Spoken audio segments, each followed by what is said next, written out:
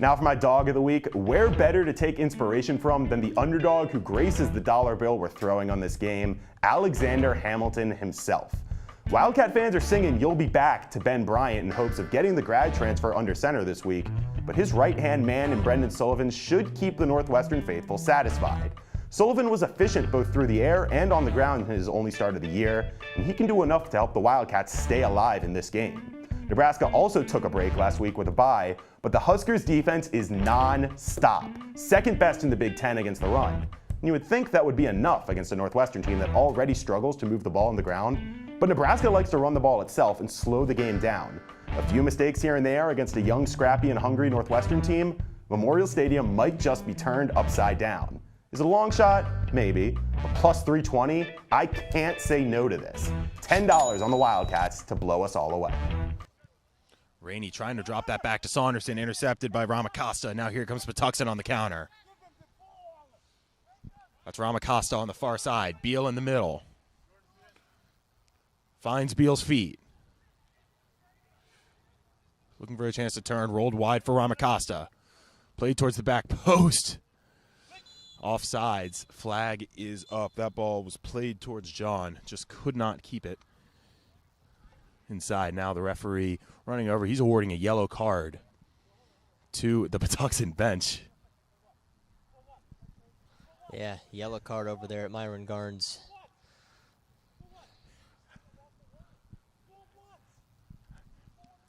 He has been talking a little bit here tonight. Yeah, a so lot of chatter. An accumulation as well.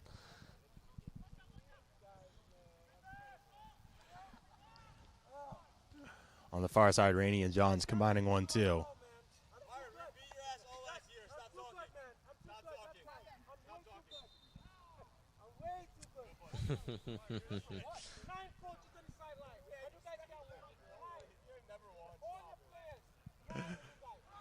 That ball flipped the field. This is Ehart. Ehart taking his space, eventually stopped. Throw goes for Christos, much to the displeasure of the boys in green. Larry Sankum just trying to settle down his team here, too. Just knowing to make the right decisions. Yeah, Larry Sankum might be doing more trash talking tonight than anyone on the field.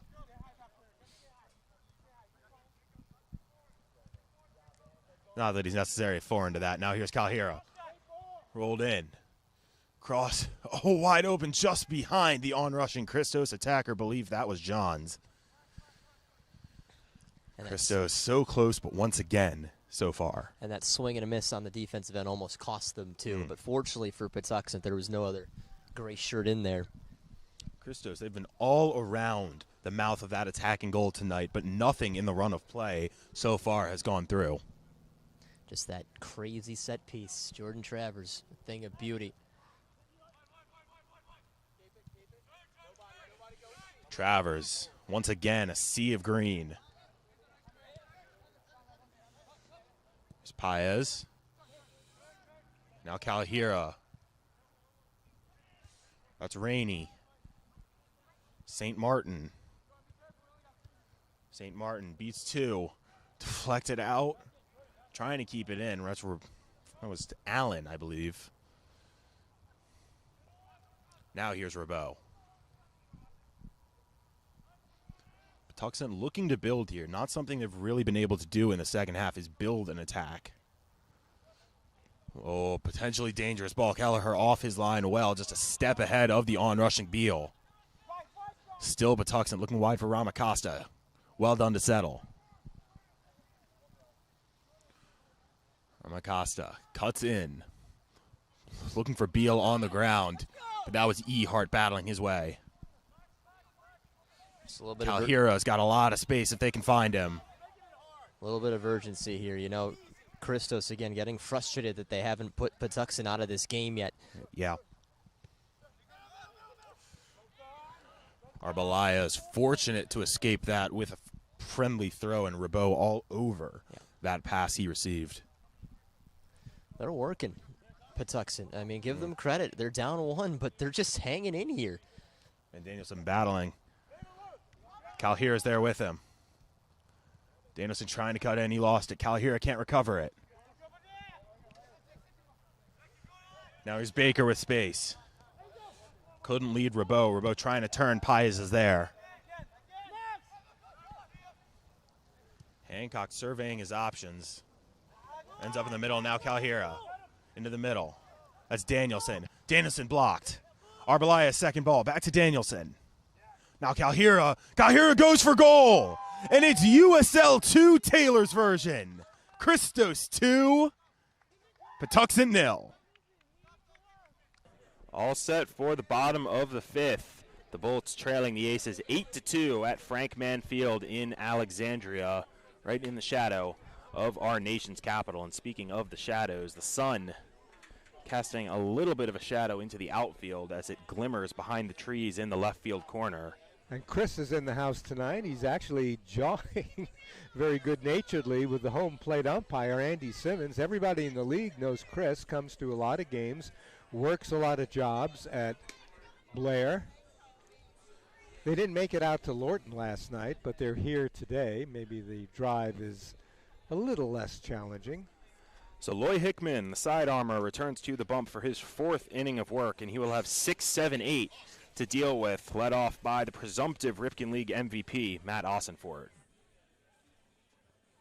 Ossenfort heading to Vanderbilt to begin his freshman campaign in the fall after an outstanding season in the DMV area. Hickman's first offering to him is attempted to be bunted, but a called strike one as Ossenfort pulled back. Ossenfort, the number 10 first baseman in the nation in his recruiting class, according to Perfect Game, as Hickman's 0-1 to him is called a ball off the plate. Ossenfort just graduating from Marjorie Stoneman Douglas High School in Parkland, Florida, a school probably most well known for the tragedy that befell it, but what people don't realize is Hickman's 1-1 is cut on and missed, and looks like it caught Ridner in an uncomfortable area. Home plate umpire Andy Simon's going to walk a new ball out to the mound, give Ridner a sec to recover. But as I was saying, Ossenfort playing his high school ball at Stoneman Douglas, a school that should be known more for the outstanding baseball program it has, finishing this past year as the number 2 high school team in the nation. Included the 2023 National High School Player of the Year as well, and has produced some stellar baseball prospects, including arguably the Baltimore Orioles' best prospect not named Jackson Holliday, him being Kobe Mayo. So Hickman's 1-2 to Ossenfort is low for a ball, count even at 2. After Ridner got hurt, the first person to go over to him was Ossenfort. So a nice show of sportsmanship there. Seems to love the game and play with a lot of passion, as Hickman's 2-2 offering is just inside. Just inside. Tickling Ossenfort as it waved by to run the count full. Well, Hickman doesn't seem to be too deterred by the prospect of pitching to Ossenfort. The payoff pitch is low, and it's a leadoff walk in the bottom of the fifth.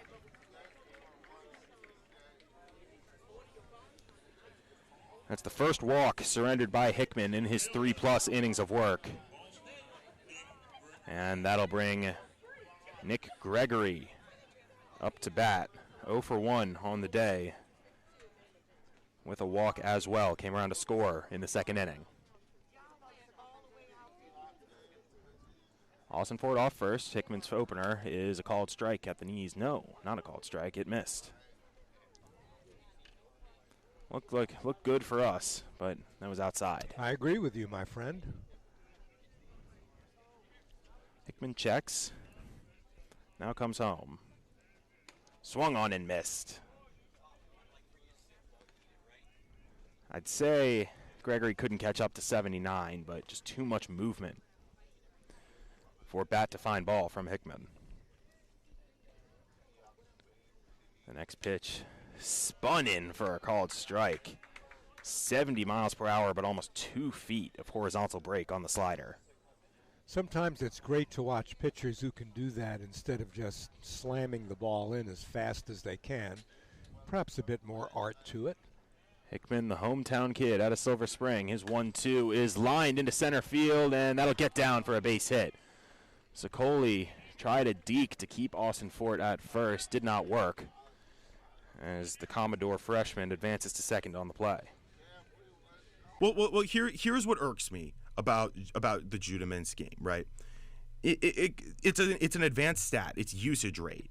Usage rate for the uninitiated combines basically the percentage of a team's possessions that a player uses. So it's a combination of, shots taken, assists, turnovers, free throws, right? Yep. The exact formula, you can go on Google and find it. The Syracuse men's basketball single season record for usage rate in a season is held by Carmelo Anthony. In the national championship season, Carmelo Anthony had a usage rate of 29.2%, which means 29.2% of Syracuse's offensive possessions, Carmelo Anthony was shooting the ball, he was getting the assist, he was turning it over. Not surprised, but that's a lot. It was 29.3%, excuse me. 29.3%. Judah Mintz has a usage rate this season coming into this game, numbers haven't updated yet, of 29.2%. Pretty much tied for the all-time Syracuse record. He had 29.3 this game. 29.3 this, yeah. So presumably his usage rate's still going to be 29.2, 29.3. Judah Mintz should not be running the offense at the same clip that Carmelo Anthony did. Judah Mintz, you have your qualities. You are a good basketball player. You are not Carmelo Anthony. Well, what do you think of Judah Mintz? Call us at 315-443-2011. Or you can text us at 315-556-3929. And Danny, I'm not going to disagree with you that Judah Mintz shouldn't be the same usage as Carmelo Anthony, but how do you change the offense? Is it getting more guys involved? Is it giving Judah Mintz more high-quality shots?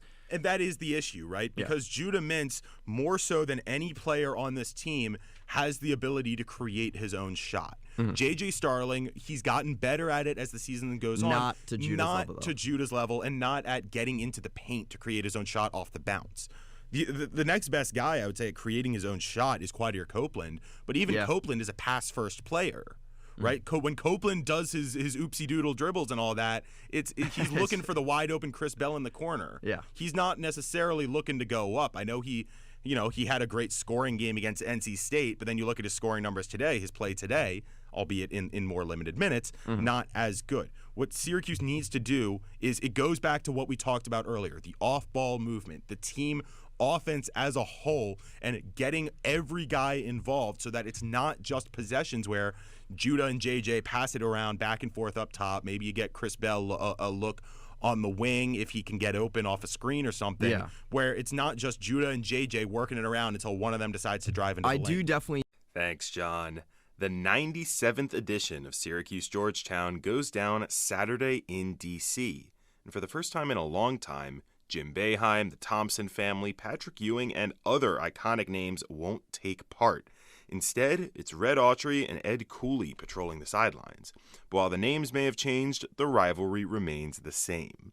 Tip-off from our nation's capital is at 11:30 Saturday. Tune in to WAER at 11 for McClurg Remodeling Countdown to Tip-Off.